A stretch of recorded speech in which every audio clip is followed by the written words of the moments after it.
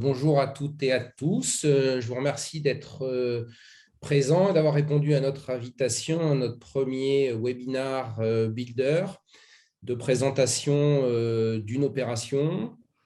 C'est la première, donc je pense qu'on en fera d'autres. L'idée, c'est d'apporter des précisions sur l'opération qui va être mise en collecte et puis d'essayer de donner un peu plus d'informations sur l'opération en elle-même, d'apporter des compléments par rapport à ce que vous avez l'habitude de voir comme information au niveau de la fiche, qui est un peu réduite. Quelques éléments qu'on passe, nous, en comité de sélection avec nos équipes, les analystes. Voilà, et donc Sondes est avec nous pour présenter le projet et l'opération. Sondes qui est directrice d'investissement et qui a une équipe d'analystes qui passe tous les projets au peigne fin pour en sortir les différents tableaux et les avantages, inconvénients de chaque projet avant de les proposer. Bonjour à tous. Voilà, et moi je suis Christophe, donc responsable de la plateforme Builder. Je connais certaines personnes, j'ai eu le plaisir d'avoir au téléphone ou de croiser. Du coup, comment ça va se passer? Vous avez la possibilité de poser des questions par un petit bouton Q&A que vous voyez apparaître certainement. On y répondra soit au fil de l'eau, soit en fin, en fonction des questions. Et donc, vous aurez à disposition un replay du webinaire qui vous sera envoyé par mail à la fin. Voilà, donc les intervenants, on a vu, hop. Donc, hop, Christophe, donc moi-même et Sondes ici présentes. On peut commencer si vous le souhaitez bien. Donc voilà, en synthèse, l'opération qu'on propose, c'est une opération qui consiste à aller chercher 5,5 millions d'euros en obligations convertibles. La durée est de 12 mois et donc le marchand de biens, pardon, a la possibilité de rembourser par anticipation de 3 mois et de proroger le cas échéant de 3 mois. La mise à disposition des fonds est prévue en 2 phases. En fait, on a prévu 2 tranches en fonction du rythme de collecte. Une tranche pour pouvoir amener les fonds à l'opérateur le 15 mars, une deuxième tranche pour l'amener au 30 mars. La deuxième tranche sera activée si besoin en fonction du rythme de collecte, sachant que, voilà, a priori, on a quand même pas mal de demandes sur cette opération. La date d'achat a déjà été réalisée puisqu'on vient intervenir en refinancement. Donc, l'opérateur a déjà amené les fonds nécessaires à l'achat du bien. Et on verra un peu plus après avec Sondes. Il a déjà bien démarré les travaux. Le rendement sur cette opération, c'est 10% par an. La commission partenaire, donc c'est 3% pour les personnes qui sont CIF. Je ne sais pas si tout le monde est CIF ici.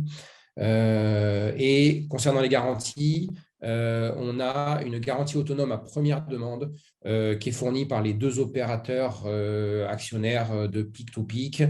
Et on rentrera dans les détails aussi des santé financières, entre guillemets, ou en tout cas de la portée de chaque garantie sur l'opération. Je vais laisser Sondes maintenant peut-être présenter plus en détail le projet. Tout à fait. Alors, donc on est sur une opération, comme l'a indiqué Christophe, une opération de réhabilitation d'un site qui est très bien placé en Corse, donc on regardera ça dans le détail, et qui va permettre donc de revendre à la découpe 148 lots totalement réhabilités et gérés en para-hôtelier. Donc là, vous voyez la localisation de l'opération, donc les hameaux de Saint-Cyprien, à Lecce.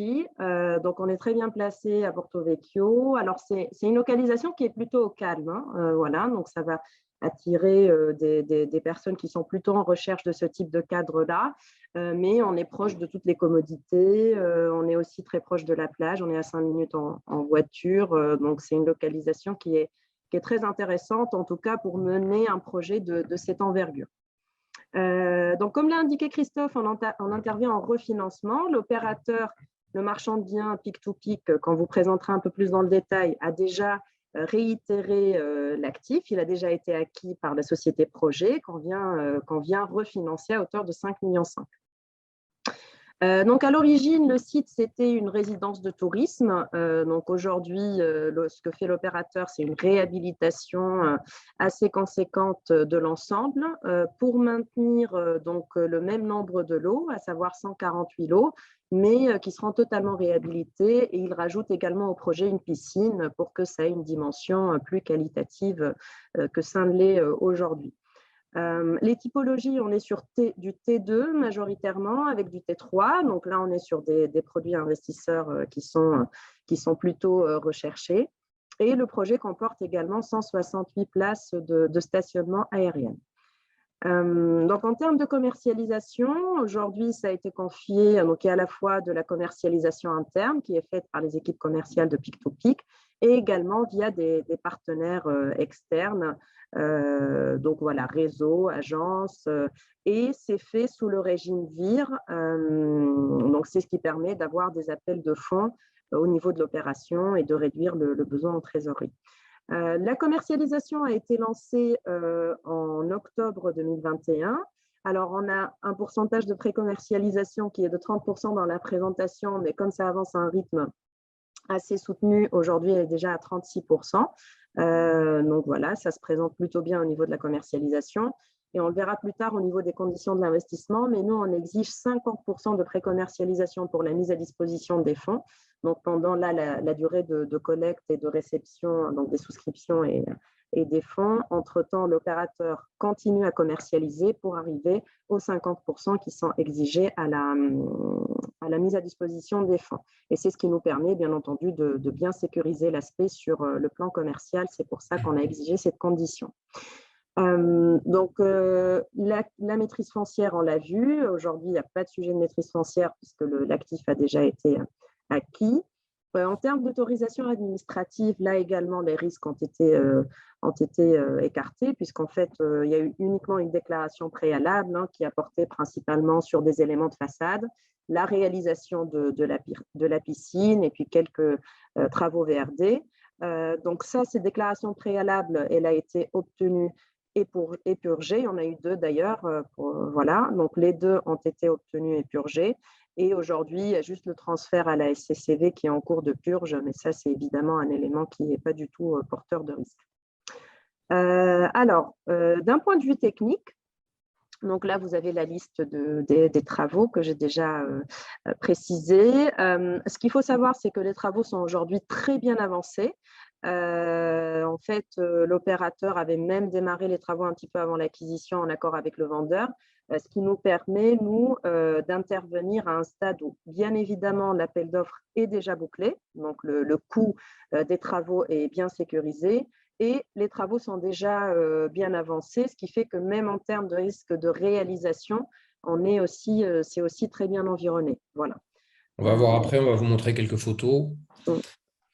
Tout à fait. Sur le calendrier prévisionnel, du coup, dans ce que disait Sondes, le lancement de la commercialisation a eu lieu en octobre, la réitération de l'acte début janvier, et donc on va arriver à une mise à disposition des fonds, a priori en 2 tranches, sauf si on a une collecte assez rapide sur la première tranche, entre le 15 et le 30 mars, et du coup une sortie de l'investissement entre le 4e trimestre 2022 et le 2e trimestre 2023, en fonction de prorogation ou non demandée par l'opérateur et l'avancement des travaux. Voilà quelques photos de l'opération aujourd'hui. Donc, on voit qu'à l'intérieur, c'est déjà quand même pas mal avancé. Cuisine, salle de bain. Donc, ça confirme ce que disait Sondes, que c'est déjà bien avancé. La piscine est réalisée. Les fondations sont faites pour la piscine. Donc, on est quand même à un stade assez avancé de cette opération. Sachant que ces photos, on les avait eues en janvier, donc ça a dû avancer aussi entre-temps. Concernant le montage, ça, c'est des choses que vous allez retrouver dans la fiche classiquement. Je ne sais pas, Sondes, si tu veux… Oui, je peux commenter un petit peu. Donc, en fait, pardon, on a la société projet, c'est une SCCV, donc c'est classique pour les opérations immobilières, avec Pic-to-Pic, qui est donc le promoteur, qui est notre interlocuteur principal, nous, au niveau du financement. Et puis, il a également d'autres associés qui font partie donc des associés historiques du groupe. Nous, en termes de montage, en fait, notre intervention, elle se fait au niveau de la SAS Emanco 92. Donc, c'est cette SAS qui sera le support de l'émetteur des obligations auxquelles les investisseurs vont souscrire. Et cette SAS va détenir une part dans la SCCV. Et donc, ça permet de ensuite redescendre le montant financé en compte courant sur la SCCV. Et le point vraiment clé de ce montage, c'est que nous avons évidemment une répartition inégalitaire de la marge qui permet d'aller capter les quotes-parts de marge des autres associés pour pouvoir avoir le montant nécessaire, donc remboursement du capital et des intérêts investisseurs via la répartition inégalitaire de la marge. En priorité, c'est-à-dire Voilà, que les priorité. premiers euros dégagés de marge vont directement aux investisseurs. Tout à fait. La présentation de l'opérateur.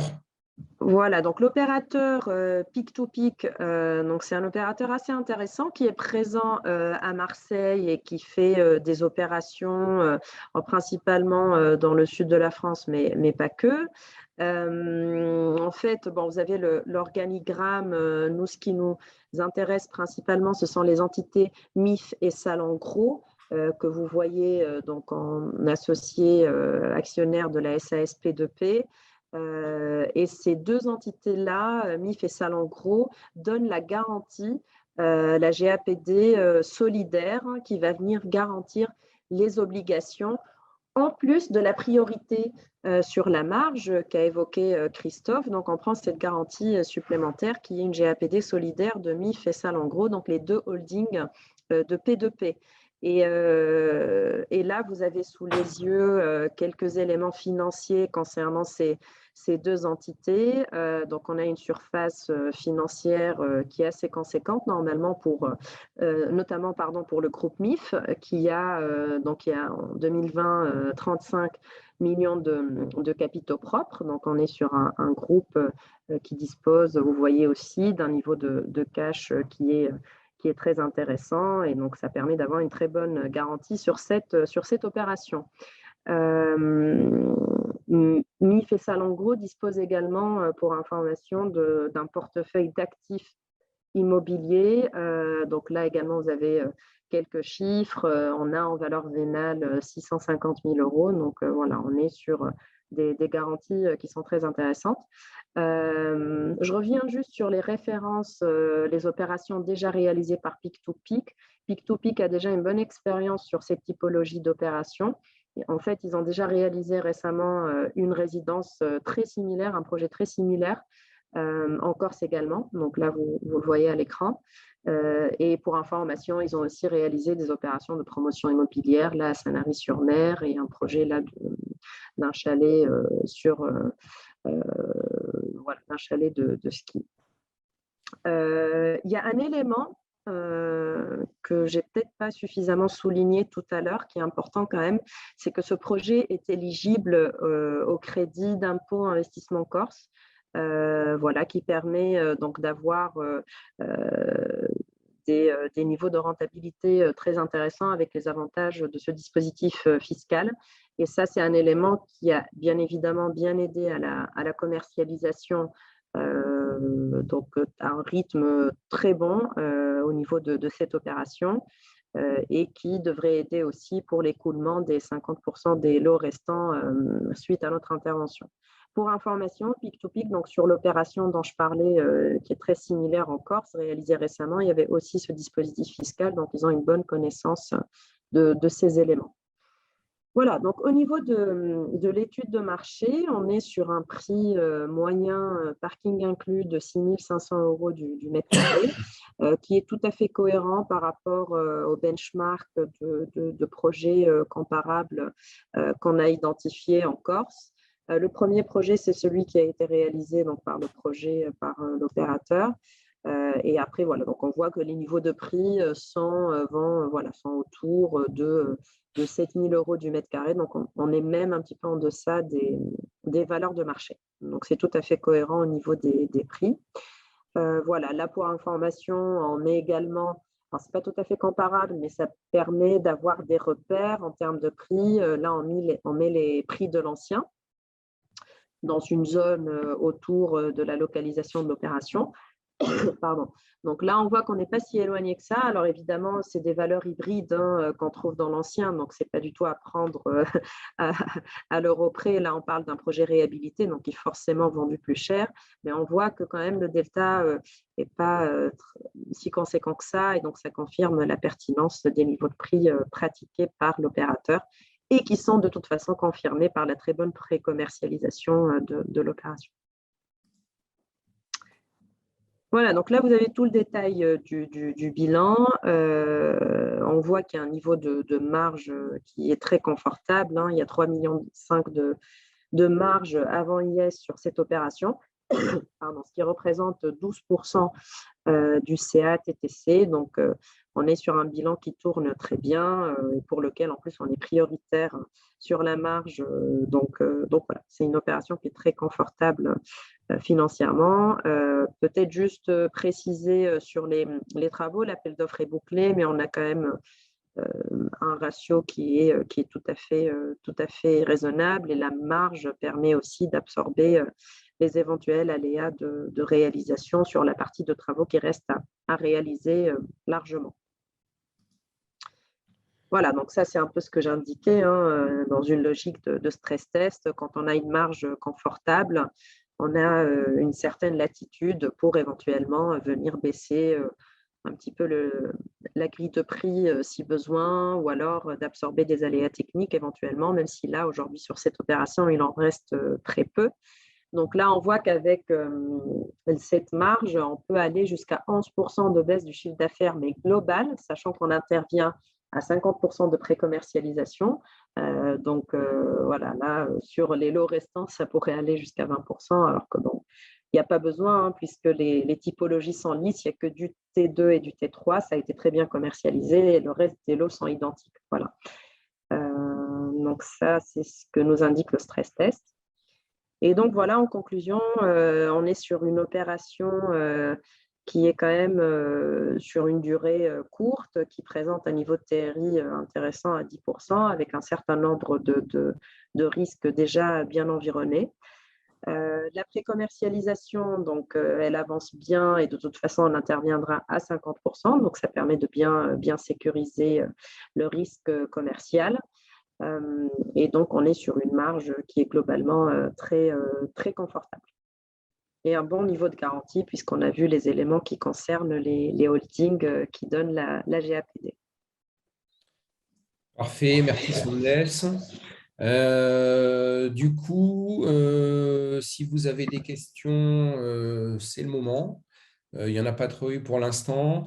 Dans tous les cas, on est à votre disposition, hein, moi-même, Sondes et vos contacts habituels sur les projets, que ce soit en matière d'information sur le projet lui-même ou en termes d'inscription, de souscription, de suivi des inscriptions de vos clients. Je vois que certains sont déjà habitués, ont déjà fait des investissements, d'autres pas encore. Donc voilà, écoutez, l'important c'était voilà, de vous présenter tout ça, d'essayer d'aller un petit peu plus loin que ce que vous avez habituellement dans les fiches. Voilà, on renouvellera probablement l'exercice sur d'autres opérations. Et encore une fois, bah, écoutez, n'hésitez pas à contacter Anise, Yasmine, Vincent ou moi-même pour vos différentes questions à venir. Voilà, bah, écoutez, je vous remercie beaucoup, puis je vous dis à très bientôt. Merci. Au revoir. Au revoir.